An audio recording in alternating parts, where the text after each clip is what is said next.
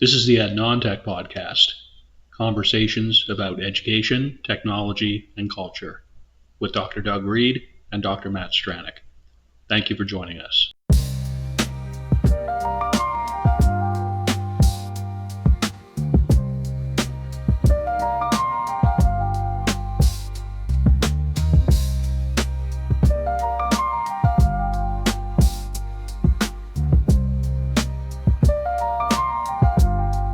My name is Dr. Doug Reed, and I am located on Abagway, the traditional and unceded territory of the Mi'kmaq people.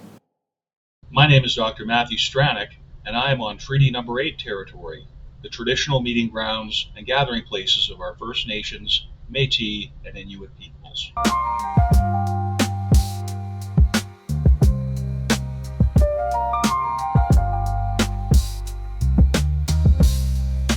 And welcome back, one and all. I'm saying welcome back because it's my sincere hope that you have, or at least will, consider checking out some of these past 79 episodes. We are on episode 80 of the AdNonTech podcast. It is season 4, and we're really just powering through these. Observers of the past few episodes will note that despite my cosmetic costume changes and the variations of Garfield, which are denoting a different episode in my end, you may note that the inestimable Dr. Doug Reed is, in fact, without a costume change. He doesn't need it. And his background remains as it is and as it was in Prince Edward Island. Are you in the basement of your house, Doug? That's a completely esoteric question, but I am starting it out with that question for what I think is going to be an outstanding conversation about banning and burning of books. So why don't you tell us all about it, Doug? Okay. For people that don't know and haven't listened to other episodes, this is our 80th episode. And I have mentioned that I was a teacher in Alberta, Canada many times. That's many, many, many times. And the current government, the current provincial government, put a list together and said, here's what you have to look for. And these are books that aren't allowed to be in schools. Are you serious? And then they dumped it on the teachers and the schools and the librarians and said, we want your list of books that you're not going to allow. And Doug, I was hitherto, as a 1-year Albertan, as a 13-month Albertan, I was hitherto unaware of such shenanigans.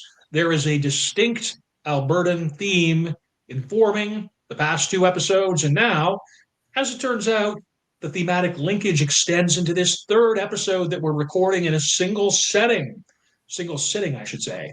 So thanks for bringing that out, I suppose. It's very disappointing and it's very problematic.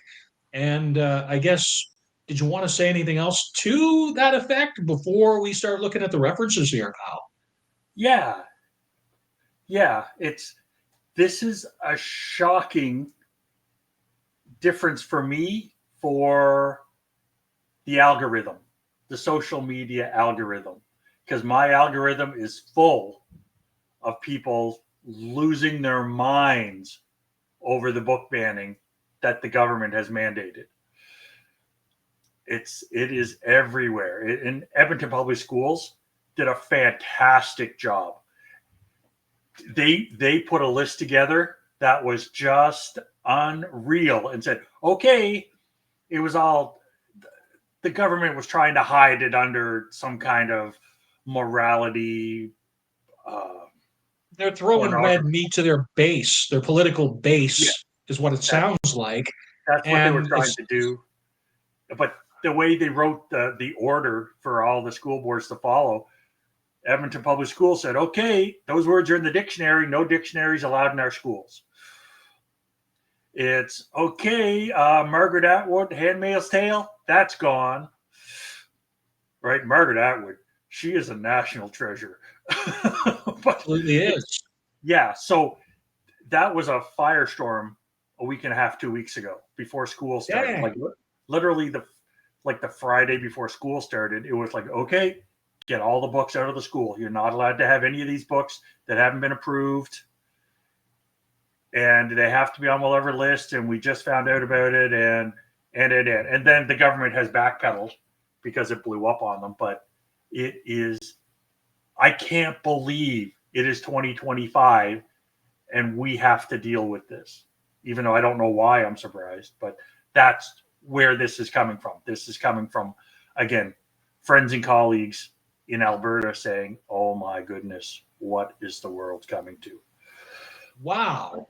That to me is unfortunately peak Alberta, as I have come to understand the political and I guess wider culture around that, in as much as there are these tendencies, I think, in the populist conservative American movement that's prevailing right now, where there tends to be these kind of reactionary approaches that are meant essentially to motivate the extremes within a political spectrum who cannot abide differentiated opinion or debate or nuance in any aspect of life. And so picking on these poor, defenseless books, right, by these authors who were trying to achieve something for the human mind and the human spirit, it's repellent, it's concerning.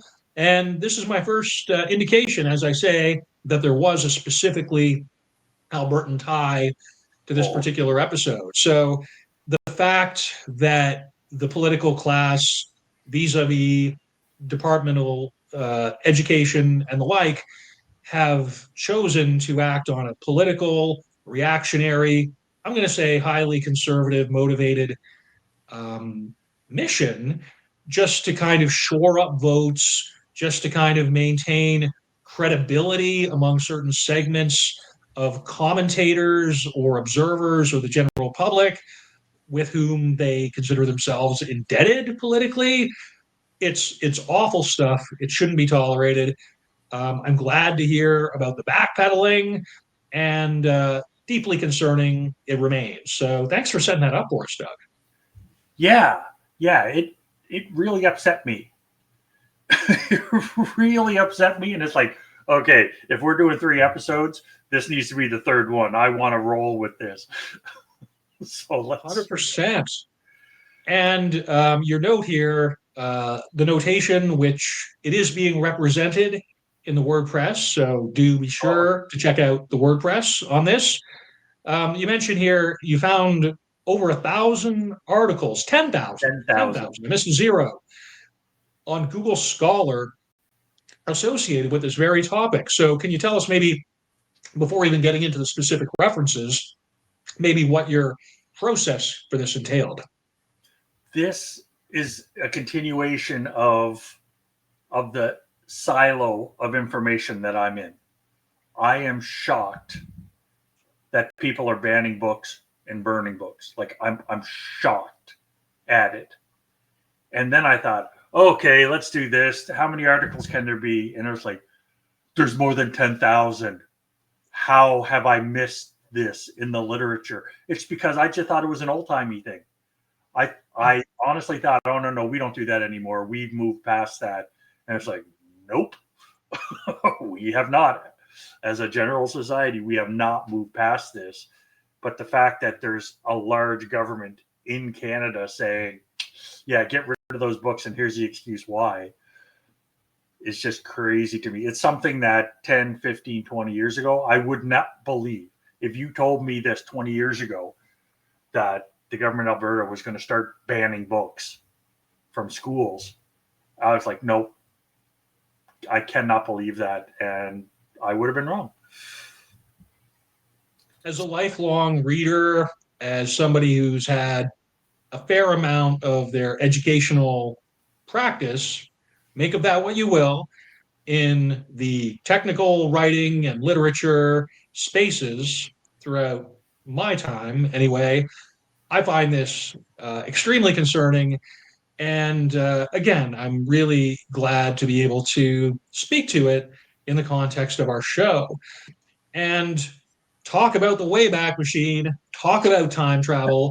Your first reference here, we are going back to the 1900s or 19th century, the 19th century for this one. Tagore, 1863, and it's on Buddhism. Yeah. This is highly interesting to me. Doug, why don't you tell us about it? Yeah, I needed to go back in history to see what the history is, because finding out there was over 10,000 articles written about stuff like this shocked me.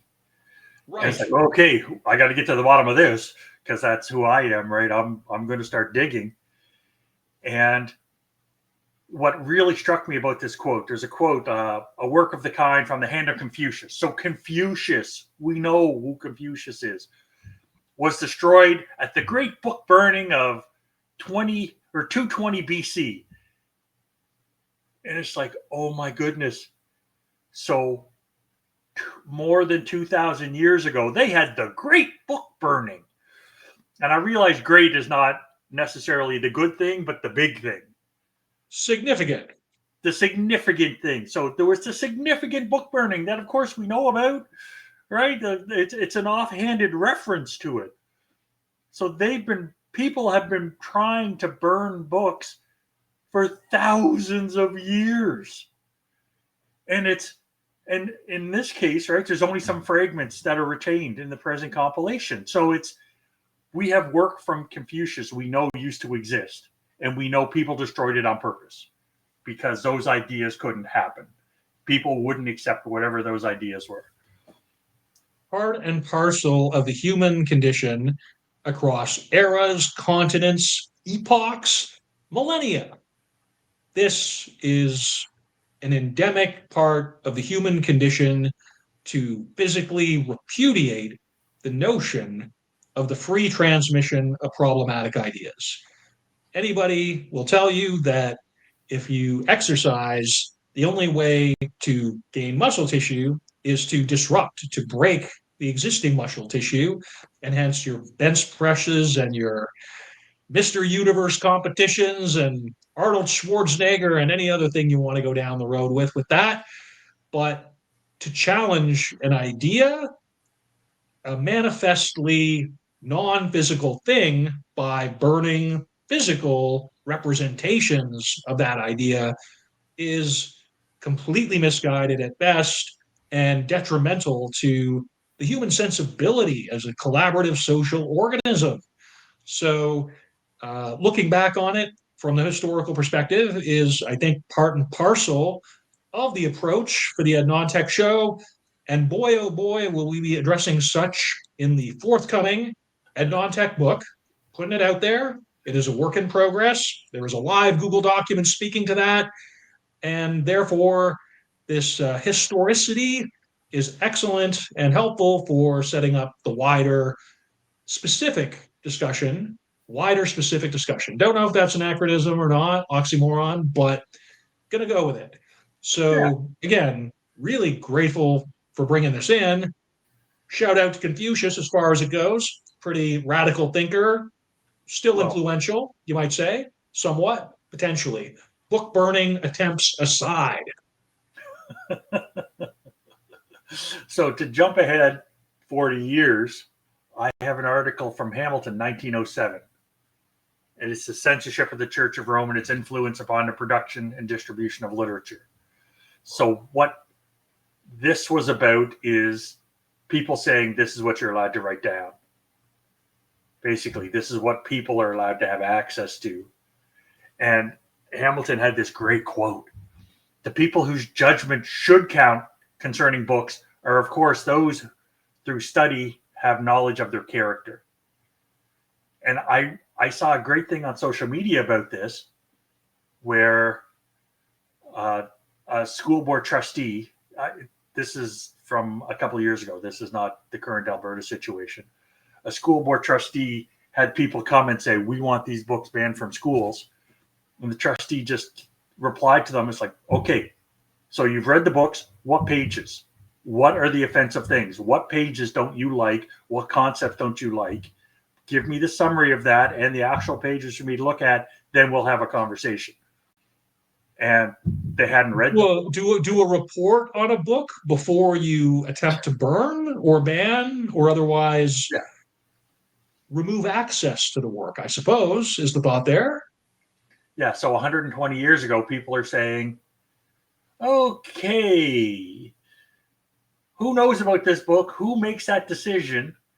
And it leads to what librarians do, right? Like librarians are the curators. And we've had other episodes where I've praised libraries, praised librarians, talked about the curation and the importance, right? We have other episodes where we've covered all that.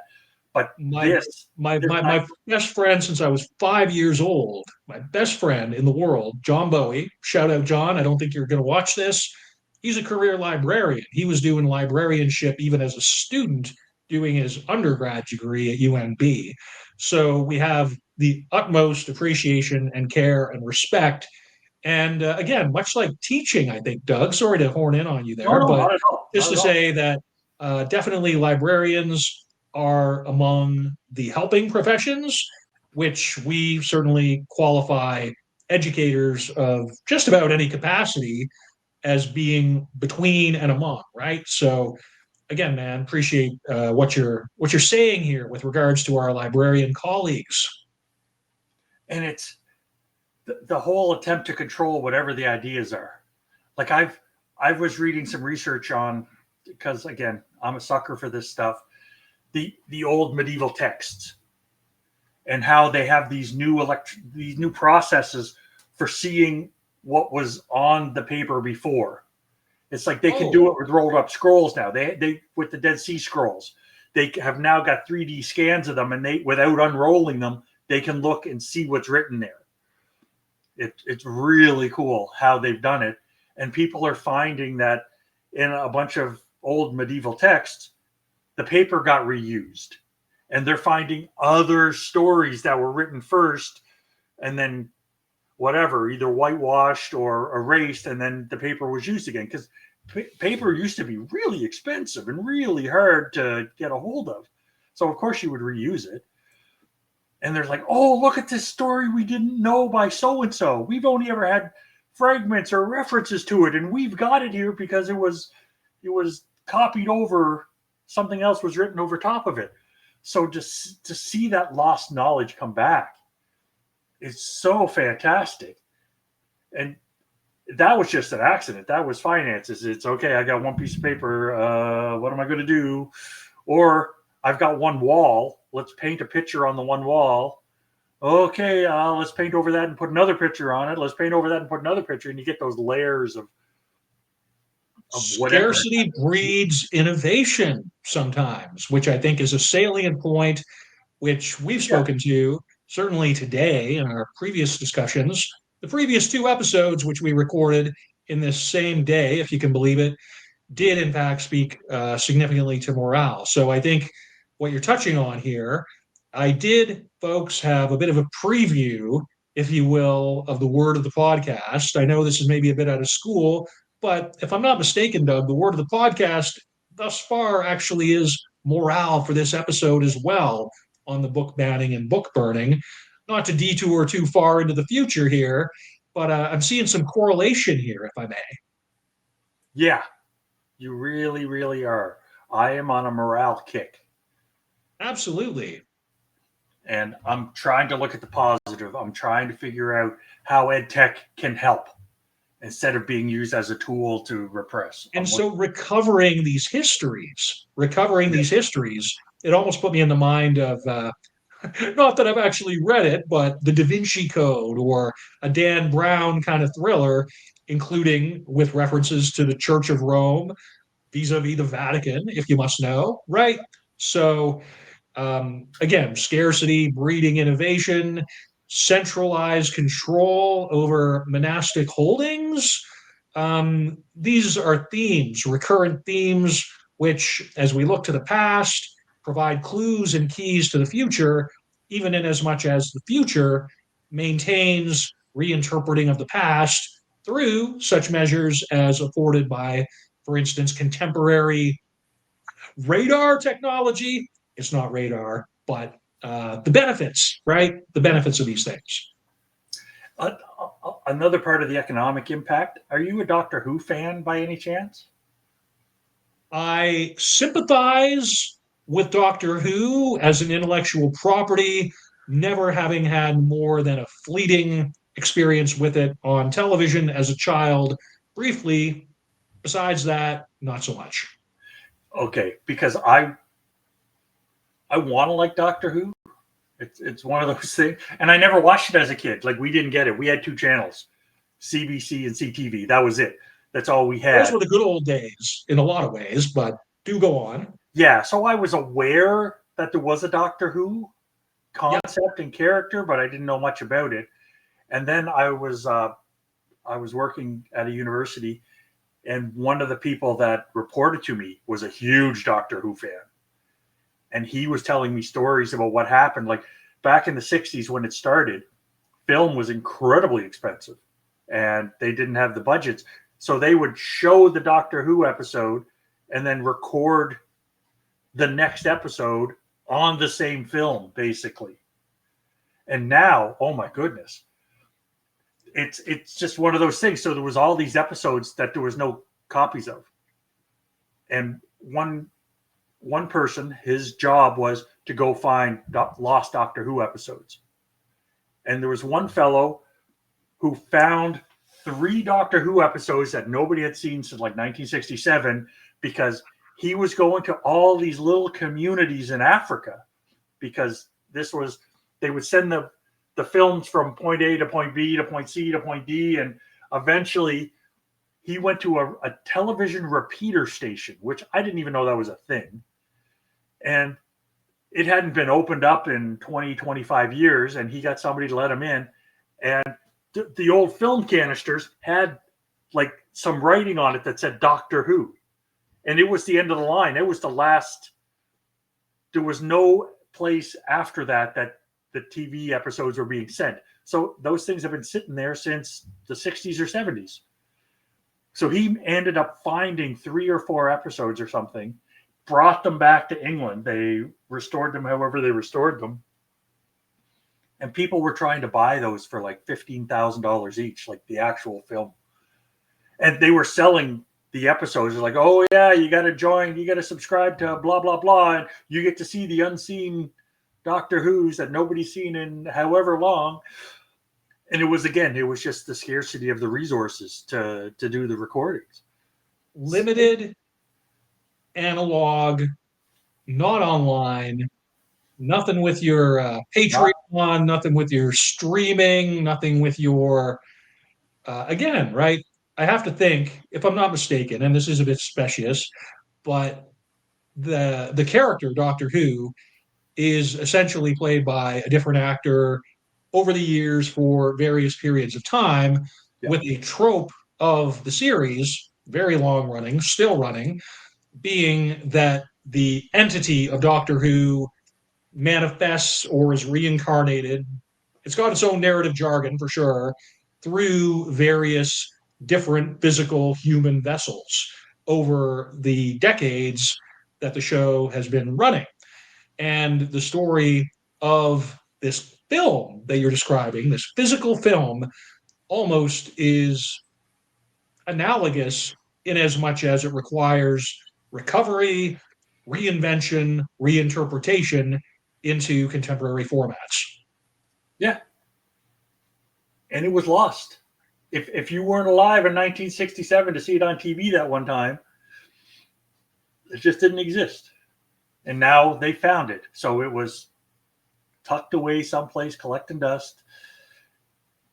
And now it's a thing again. So to have that opportunity, to have the archivist go and find that, and that wasn't malicious. That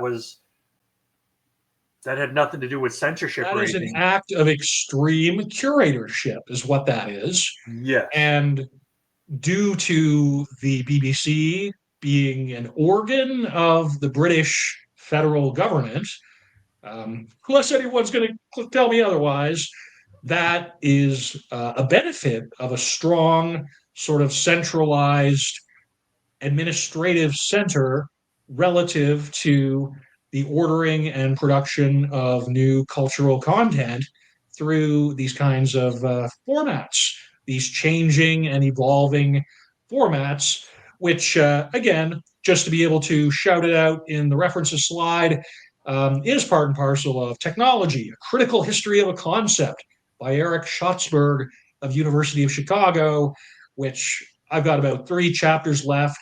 It's with any historical reading, I tend to get a bit overwhelmed sometimes by the very wide variety of sources that the historian uses and the personalities and the characters and the methods. So your reference here, Doug, to speak to the wider point of a fictional character being the basis for very real, very human efforts vis-a-vis curation and sharing of these precious finite resources, that to me is extremely valuable, quite frankly. Yes, I cannot disagree with a single thing you just said. That is most definitely our bias. And so I'm curious then, I'm a bit compelled by, we're going into the 20th century now with your Bostwick 1908 and the heading here, which I find compelling, The Librarian as a Censor. I mean, apart from the fact that it's a sensational quote, did you want to speak to what you noticed that caused you to include it within these discussions? Yes. So the Bostwick article isn't technically an academic article. It was a publication from the American Library Association. Okay. And the title was Address of the President, The Librarian as a Censor. And so I just love The Librarian as a Censor because Totally.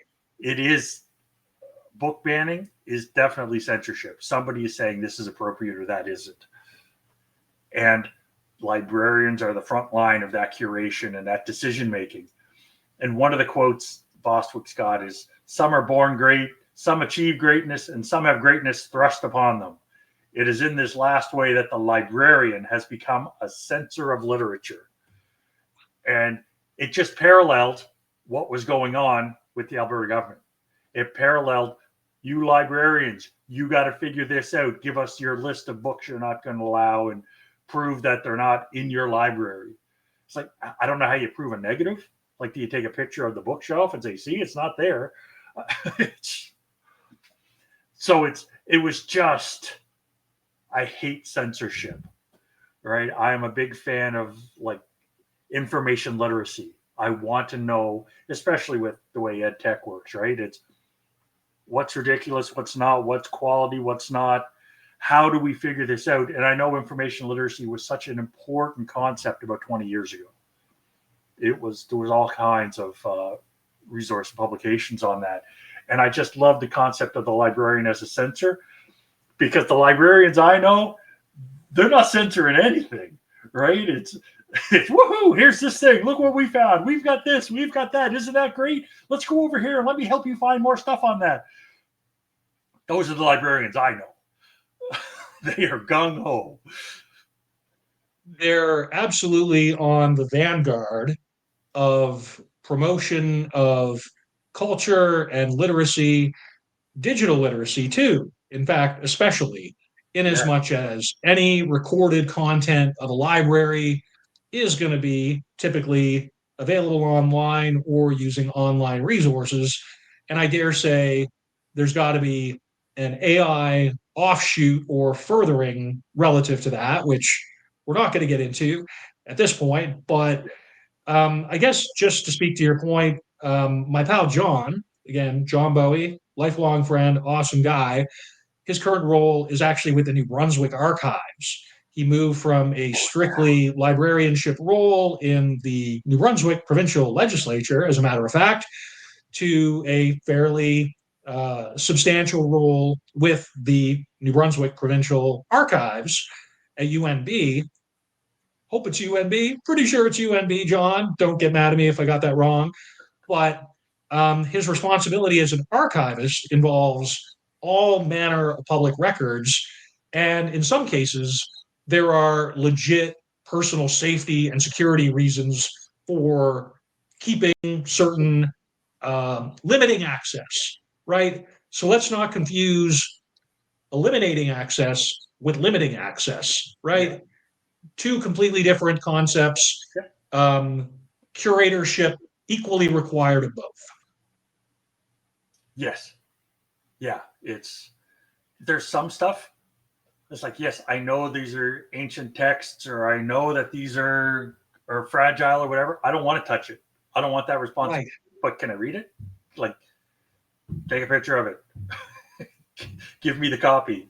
I want the information, the actual physical book itself. While I love physical books, right? I love the touch and feel. Like, I can't stand reading on an iPad or a Kobo or a Kindle or anything. I want the physical experience that goes with it.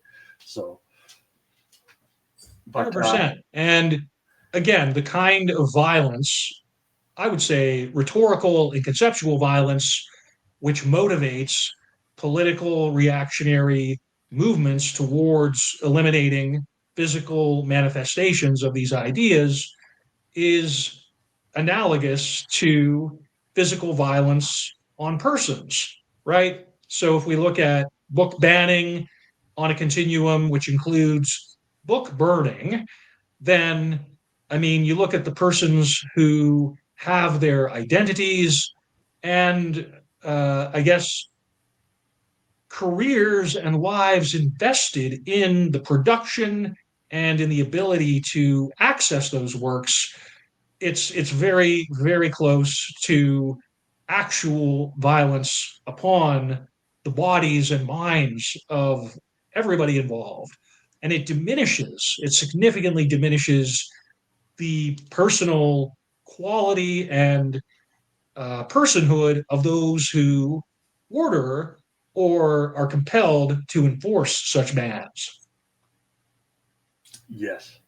And that leads to the second Bostwick quote, which is, let us admit at the outset, so they're giving us their bias and their opinion, let us admit at the outset there is absolutely no book that may not find its place on the shelves of some library and perform its appointed function. So they are definitely saying, no, there's a place for everything. It's just, where is the place?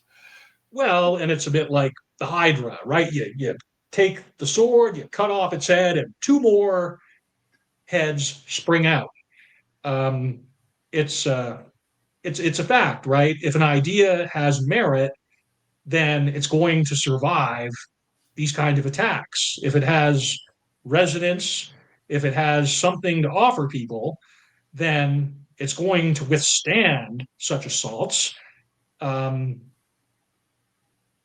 That's where I'm sort of seeing this go a bit. Yeah. So, it's very Fahrenheit 451 by Ray Bradbury. It's very much that. That's been on my mind, and that's, again, on one of the books I've been meaning to read for probably forever. I've read various of Ray Bradbury, particularly his short stories, The Illustrated Man and some of the others. Masterful writer, and that particular narrative, right, that you're referencing, yes, written in, the 1950s, 1960s, thereabouts, middle 20th century American science fiction writer, absolute master of his craft.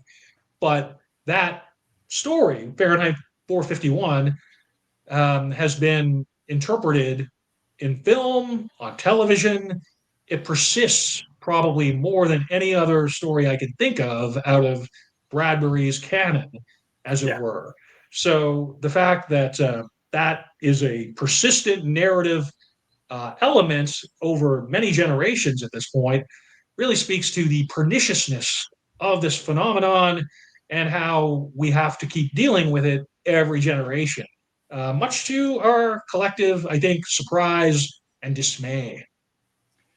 Just because I'm that guy, I have to take a tangent into how Ray Bradbury wrote that book. Please do. He was married.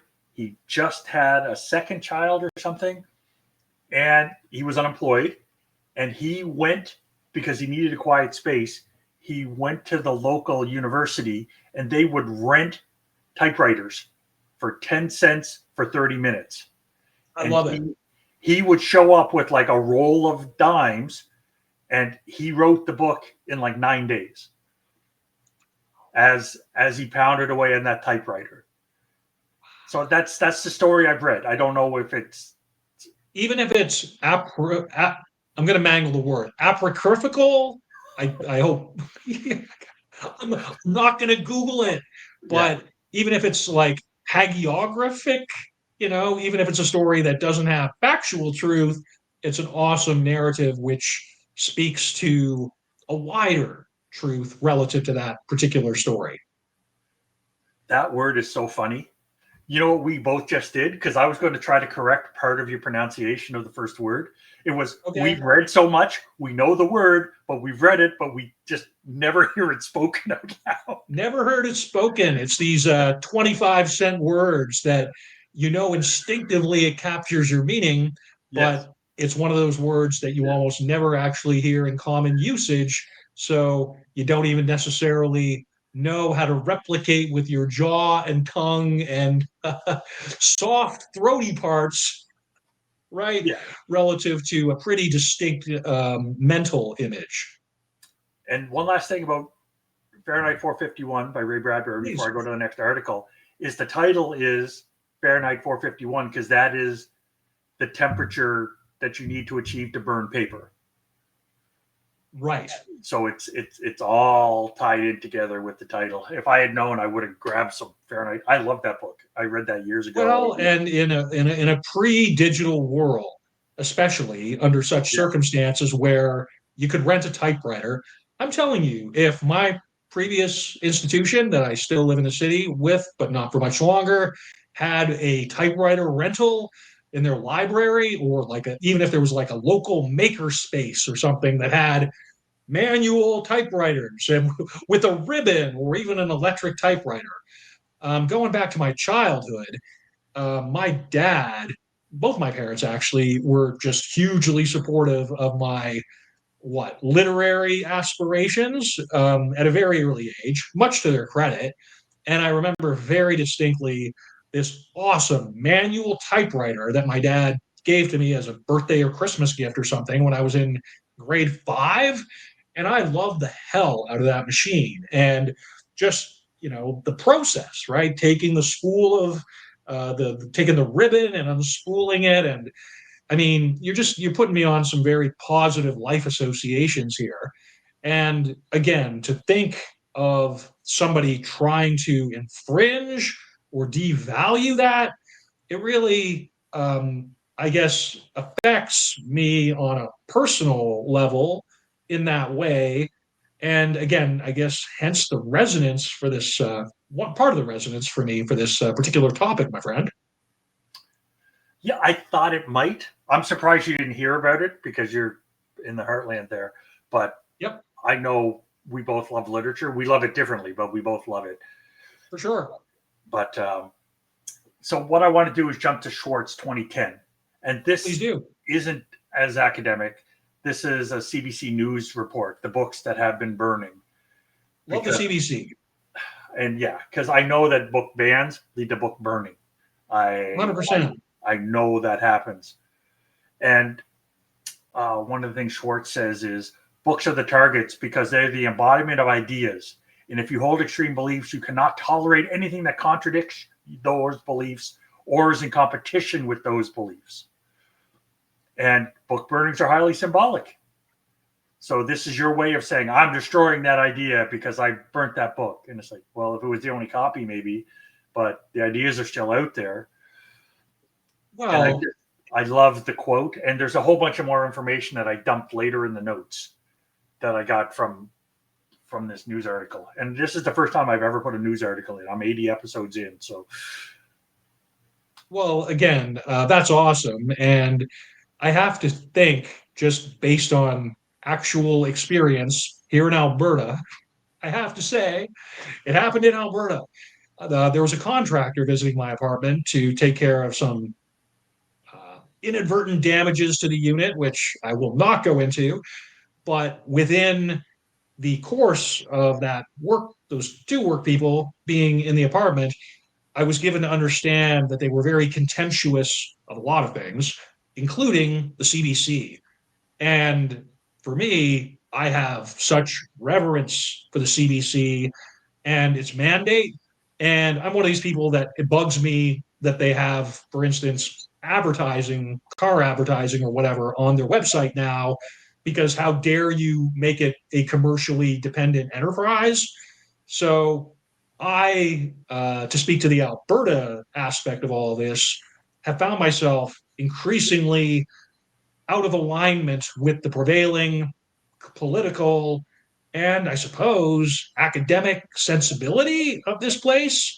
And again, right, where you have people who are going to poo poo CBC as a publicly funded liberal left wing project, which obfuscates and perpetuates false narratives. That's pretty much what I heard from these people.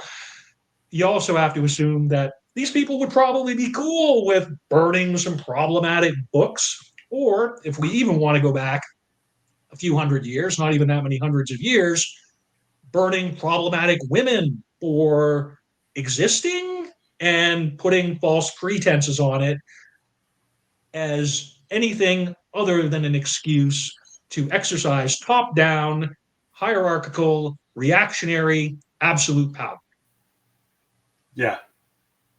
It's the fundamentalism of extreme beliefs in the lack it never you never win. You never win on any aspect of that. And again, not to speak too much, I'm certainly not going to go into recent political events south of the border, only to the extent that I already have.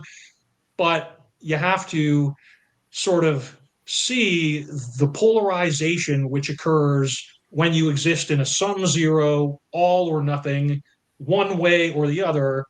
Anything that blurs nuance, anything that removes ambiguity or the gray space, which is where we all live our lives, is to grab power at the expense of those without power. You are doing conceptual harm, you are doing symbolic harm, and that all has a trickle down effect to people who will then see this and feel emboldened to pass laws which oppress minorities or only elevate, certain kinds of Caucasian individuals, straight CIS, hopefully conservative, but not specifically. Again, there's a whole lot of places we could go with this, Doug. And so I think the CBC inclusion here is absolutely on point. Right on. Thanks. Part of where I'm coming from, and it's not even like I see book banning as very intentional and to get rid of certain information, right? So there's that component of it. But I remember 25, 30 years ago, I was on the internet back in the day and trying to find some information out about whatever the topic was. I don't remember the topic, but I know that every place I searched said, go to that webpage. This one particular webpage had it. And I went to the webpage and it's like, sorry, we're having technical difficulties. Then I went to another webpage and looked, nope, it referred to the exact same place. So they were the experts. They had all the information on this topic that I needed, and they were down. So that knowledge didn't exist anymore in all practical purposes. And it's like, whoa, like we've centralized it. These links have centralized everything. So it's not everywhere. I can't get an alternative view because everybody said, nope, those guys are the best. Go look at that. And that's why, like, I've gone, which is part of my digital clutter challenge with my external hard drive and terabytes of data. I collect whatever I could download for free. I did. So I had my own version in case I needed to, like, to curate it. Because I've gone back and it's like, nope, that's just not available anymore. I used to really like fonts. I used to really be into collecting fonts. And there's a whole pile of fonts that I could go and download for free and use. Now they don't exist. I might be the only person left in the world that still has copies of these things. So it's not just the intentional, it's the other impacts or the other factors that can stop the existence of stuff. And it's okay, intentional is one thing, but it is also happening all around us all the time. It's just Institutional memory is porous, it is irregular, it is haphazard, it is ad hoc. And to that extent, it mirrors the psychological process of human memory. And it's subject collectively to a lot of the same pernicious elements and perhaps negative actors who, through intentional or perhaps non-intentional, non-implicit, or non-explicit, implicit, making a mangle of the semantics there, folks. But hopefully you take my meaning, wherein um, the reliance on multiple organizations, multiple technology structures, there will be a lack of resources in as much as things fall through the gaps. it's for me, it's like the benign neglect There just we go. lets things fall apart. Like what years ago, I gave some money to Wikipedia when they said, "Oh, please send us $5 or send us $2 or whatever it was." Can you imagine right now if Wikipedia disappeared? It the information might live someplace else, but holy crud, not in that format, not in that easy way to access, not with all of this stuff. And it's like, whoa, like if that's just gone, that's only in one place. But if the people that own Wikipedia just said, yeah, we're done, boom, the huge amount of human knowledge would just disappear. To say nothing of the collective effort involved in the production through the user community. Just as you were sort of describing that example, I thought, wouldn't it be funny, or I don't know if funny is the right word, but if the Wikimedia Foundation continued to exist, but you had to send a self-addressed stamped envelope to get an external hard drive with the content that you wanted from the Wikipedia, sort of like what Netflix was prior to the streaming era, where you'd send them, $10 and you get a movie rental and the envelope. I mean, just imagine if these providers, these purveyors of online information sort of reverted or failed to provide the online service anymore, what that could look like. Various parallel and myriad alternate realities, which we can certainly speculate on vis-a-vis the topic. And Ray Bradbury was a speculative writer, but his resonance came from setting up fantastic situations in a very relatable, realistic way within the fictional milieu. Yes. And I want to jump back to the Schwartz article because it physically hurt me. I felt like the sharp intake of pain when I read the Schwartz article from whatever it was, 2010. Because part of what he included, part of what Schwartz included, I'm not sure if it was a female or a male, and I don't want to gender it, is they gave a list. It's like, here's some selected book burnings in the last 50 years, last 70 years. And I was like, no. It's like, comprehensive. You definitely, folks, want to check out the WordPress notes because, I placed it all in there and given full credit to Schwartz for such efforts. So this is pretty outstanding in as much as there's a lot of it, not outstanding as in a good way, but just, wow, this phenomenon really is in its specifics pernicious and endemic to the human condition for whatever reason. Yeah. And they have another quote that is in the notes at the bottom that I'm just going to read. To assume that this is a futile act, a diluted, empty ritual, to think of it as something that only happened at other times, to other people in other places, is wrong. Books were burning thousands of years ago in other countries, and books are burning here and now. And the list is Iran, United States, China, Chile, Sri Lanka, Georgia, the country, Bosnia, Iraq, Canada, Italy, Germany, Israel. Nobody's spared. Nobody is spared. And that's how oblivious I was. I was like, Oh, I have not taken notice of that. That, like, when you take that intake of breath when you're shocked by something, that's what happened to me. It's like, wow. So even though I think I know a lot of stuff, there's always more for me to know, which is why I love being a lifelong learner. Well, and I think that's a really good segue into the Olson 2021 moral bonfires that you included here. And the first just chunk of it, if I may, Yeah. the phenomenon of book burning has been occurring worldwide for thousands of years and has a long-standing tradition that has always drawn visceral reactions from spectators and is still happening with alarming frequency. Doug, when I was doing just getting the WordPress notes ready for the show, I wanted to include some GIFs. I wanted to include some images. And so with the book burning sort of general search with Google Image, lots of pictures of Nazi era Germany, lots of people, doing the Sig Heil as piles of various kinds of texts are consumed by the flames. Yeah, and that Indiana Jones, the third Indiana Jones movie, had a whole little scene about that. And another part of the Molson article, the 2021 article, is book burning is an ineffective form of censorship as it tends to lead to an increase in sales and the near immortality for the book in question. So it has the opposite effect.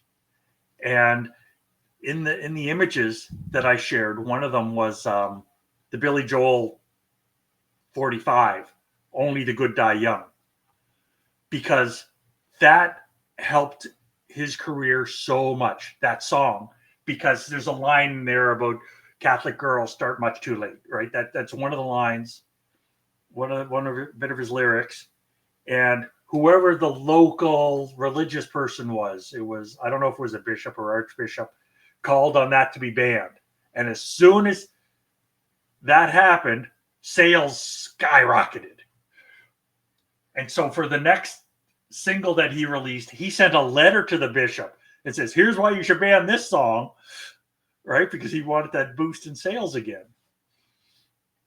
I almost, again, for those who may not be totally hip to our production process, if you will, for the podcast, Doug chooses typically the topic and the academic framing of the show, and I tend to have a somewhat aesthetically minded component to it, and we tend to, as a convention, include the names of popular tunes or less popular, if you're not me, for some of our show episodes. And for this one, I darn near almost made the Billy Joel connection. We Didn't Start the Fire, that iconic popular song from 1989 or 1990. I watched the heck out of that on Much Music as a latchkey kid in Big Street Townhouse, Fredericton, New Brunswick, as a after school. And I can dang near repeat a lot of that song verbatim. And again, just an opportunity to speak to Billy Joel and fires and who started what and cultural shifting and challenge. I can't help but think that what you just described, this anecdote, may have informed Mr. Joel's sensibility in writing that later career hit for him. That song, for me, did you ever run a marathon? I know you used to be a runner. I've run a full marathon and I've run a whole bunch of half marathons. Okay.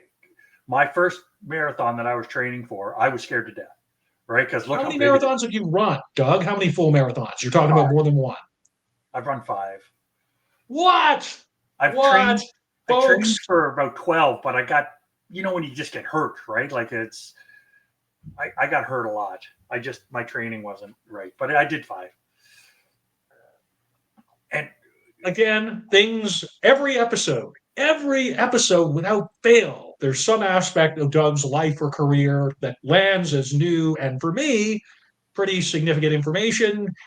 I got bone spurs in my left foot from improperly training and doing hundreds of kilometers of training for marathon and half marathons over the years. I'm actually out from failing to train properly, which I suppose is a metaphor for my present circumstances in my career. Not that anybody particularly wants to know that, but there we go. It's there and I'm taking it. Yeah, absolutely. Doug, So this is awesome stuff. This Billy Joel song, I Didn't Start the Fire, right? And it's a list of all kinds of events, right? It's chronological events here, doing this. And I was doing my very last long run of training. Okay. Right? Because marathon is 42.2 kilometers, right? 26.1 miles. And I was just struggling. This last run was just so hard because I was trying to do 43 kilometers. Because every time I ran, it was a step program, right?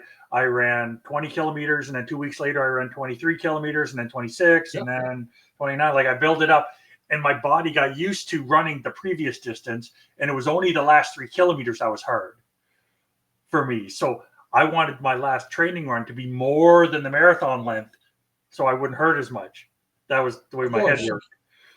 So I had 2 tricks to get me through the suffering. And one was doing long division in my head. And I would just try to turn my brain into logic and just do long division. And when that stopped working, it was this song. I repeated the words to this song and tried to get everything in the right order. And that got me through 2.5 kilometers of repeating it over and over and over and over to get the cadence right, to try to take my brain away from what I was doing to my body at the time. So, and if they had banned or burned every copy of that single, you can bet that it still would have found a way to come out, because it's just such a triumphant pop song by any standard, any definition. And I'm punk rock and alternative and metal and rap kind of person. So for me, I mean, I got to admire craftsmanship in any area and give it its proper respect. So again, man, that's very novel. Any aspiring runners out there, any aspiring long distance runners, physically or conceptually, you may want to try doing long division during the final stretch mentally. And you definitely want to perhaps consider streaming some Billy Joel. Yes, indeed. I think if they had banned that song, I'd still be out there trying to finish that marathon. That's it. So you did reference the visuals, and I guess before getting into the visuals properly, we do have this rather longer stretch of examples, historical examples of book burning, the context, and the like. I perhaps have pruned some of that just a bit, just a tad for the WordPress notes. I do encourage everybody to look at the WordPress notes. But before we get into the further delineation of the visuals in our document, was there anything else you wanted to speak to out of these very prescient examples that you've included here from the Schwartz article? Yes. There's one with it's a cartoon of 3 dogs in the library. Okay. And it's the librarian saying, the library rejected your request to ban all books on cats and dogs. But to be fair, it was no dumber than all the other book ban requests we get. It's just, that is a librarian's response to things, which I just thought was so cute. And if I can, the one that you have included in the document, if not the WordPress notes, it might be in a slightly different order in the WordPress notes. But I'm seeing here, I'm assuming that the person holding this book or this sign here, there has never been a time when the people who banned books were the good guys. Is that LeVar Burton of Reading Rainbow fame?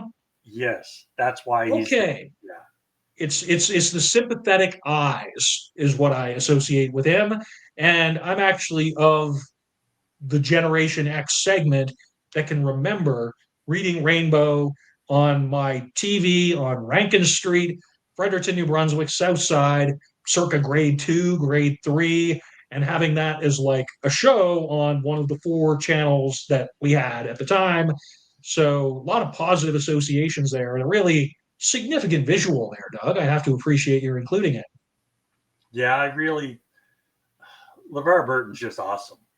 He's been in the public eye for 50 odd years, and I've never heard of one incident, like not one, of anything negative, anything other than him being a wonderful person. And I know you're a huge Star Trek fan, right? So probably that's where your main reference point for LeVar is coming from. Geordi LaForge, blind, but he has this super enhanced technology visor. I think of it as a visor, eyepiece that allows them to see various spectra, various phenomena, various levels of expertise. And part of the narrative conceit of that show is, wouldn't I rather just have the normal gift of sight that others have, allowing that somehow in the 23rd century or whatever, they still hadn't figured out that particular surgical trick. But as the case may be, it's an awesome narrative, and it's an awesome trope, if you will, which I think does have some relevance for the current conversation. Yes. Yeah. I think it was a way for Gene Roddenberry to say people are people. We all have value. Absolutely. Right? It's like, it's not a handicap. They're just different. It's representing all it is. Various abilities as opposed to the one size fit most and physically typical human body, right? Absolutely. Awesome. So where are we at? Did you want to speak further to this rather lengthier list? I noticed you've included some reference here to, it's a Canadian book, the Book of Negroes, Lawrence Hill. I remember that because my mom, huge reader, voracious reader, English degree herself, as far as it goes.